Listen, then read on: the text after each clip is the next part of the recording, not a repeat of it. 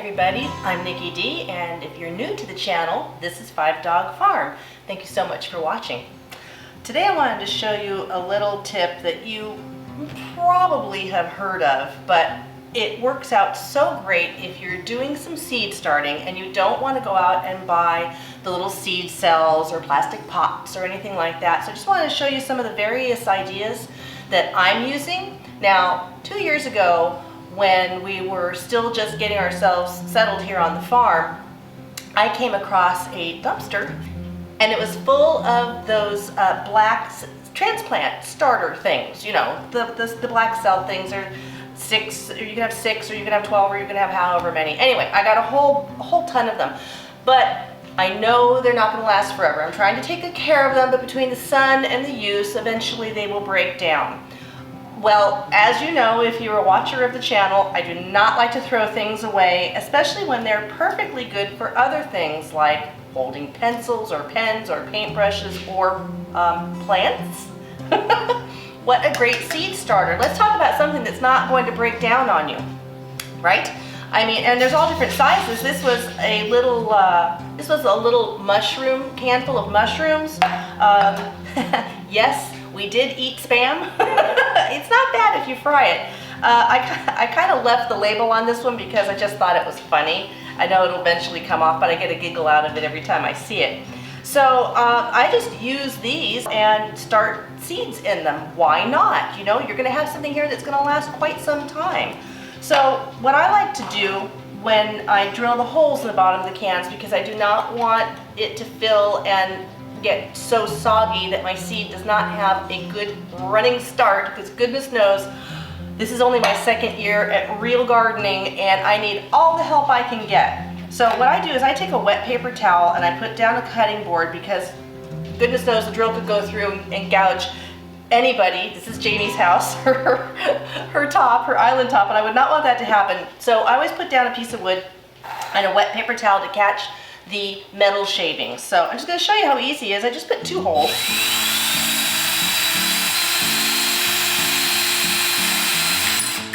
Oh, you know what? I also, when I'm doing something that's going to have metal shavings, I like to protect my eyes, because yes, I've done this before where I have not protected my eyes and got sawdust and metal and all kinds of things. I was very lucky, but just don't press your luck. All right, and then I just tap off the metal shaving. We'll do this last mushroom one. I love the size of this one. Well, I think I hear Mr. Blue Jeans rolling up. So I did 2 holes in things this size and 3 holes in a larger can. And boy, I'm going to take those off. I'm going to go get the door, because Mr. Blue Jeans is bringing me something I forgot. Give me just 1 second, I'll be right back. Mr. Blue Jeans is a sweetie. I forgot some stuff and he wrote it up here for me. Okay, so this is pretty, simple. Most people probably have thought of this on their own, so it's not like I've come up with some ingenious thing. However, there are some other ways that I also like to reuse things for seed starting season. What about taking your water jugs? I hate throwing them away because, well, they make great things too. If you take your oil back, there are stores that will take your oil for you when you're changing it out of a car. You can just use a funnel and pour it back in and get it back to the store that way. But I like to use them for seed starting.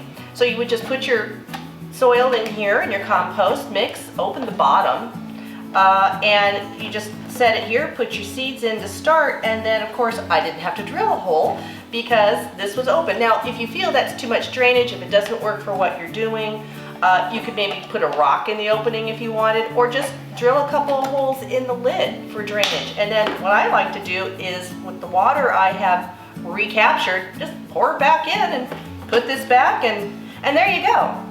So we do that with either this kind of a bottle or the heavier, more opaque bottles, water bottles. We do that as too. I happen to have some amazing scissors that were my dad's from his machine shop that kind of go right through the bottles. Just be careful when you're cutting them. Go slow, wear a glove, and take your time when you're cutting them. Other things I like to use, well, mostly we use our egg cartons for gathering eggs, but I've accumulated quite a few. So in this case, I think just filling them with a little bit of soil, in this case I would use my starter mix. If you haven't seen that video, I'll put a link below showing you how to make your own starter mix. It is so simple and it costs way less. You're gonna have a bunch left over for years to come, which is what I like to do. I like one-stop shopping. I have it and it's gonna last me a long time. So in this case, I would start my seeds obviously in these little cells. If you wanted to, you could turn it into a greenhouse. So just start your seeds here, get rid of the label, and close your top. And now you have the ability to open or close it, mist it, whatever you need to do, depending on the kind of seeds you plant. So you have more or less here to be able to do what you want with. I like the versatility of being able to close it or just leave it open and plant all of it with seeds to start. What about these little clamshells that you get in the store with usually yummy goodness in it? I think this one was carrot cake. What about that? Put some soil in here. Pop a few holes at the bottom. You can drill holes in plastic. It's simple, you know, just. I think honestly, it would probably be easier to do this with a pick or an awl, but as you can see, I just went right through it. It's very simple. And there's another nice seed starter that you can close the lid on and turn into a bit of a greenhouse while the seeds are still short. There's no law that says you have to put the dirt all the way to the top, but the dirt halfway. You've seen those little seed cell starters. They don't have a lot of that starting mix in it. All right, so now you have all these things that have holes in the bottom. What are you gonna do? Well, we buy in bulk, and these are some styrofoam trays that chicken came in. So I give them a good washing and then put things like this on top of it. You can put your cans here. See the Spam can fits there really nice. Just, you know, it's so simple. Now you catch the water, you can have it on a shelf. I put my seeds starting on a shelving unit that has very skinny little grow lights attached to the top of the unit. I will put the link below for my grow lights if I can find them. If not, I'll find something close to what I have. I love them and they were very expensive. I got them 2 years ago though, and the market for grow lights seems to constantly be changing, but I love the ones that I got. And the shelving unit that I put everything in. I have to say that I'm going to need to expand this year, if I can, on the shelving units, because one's not enough now for what we're doing in the garden.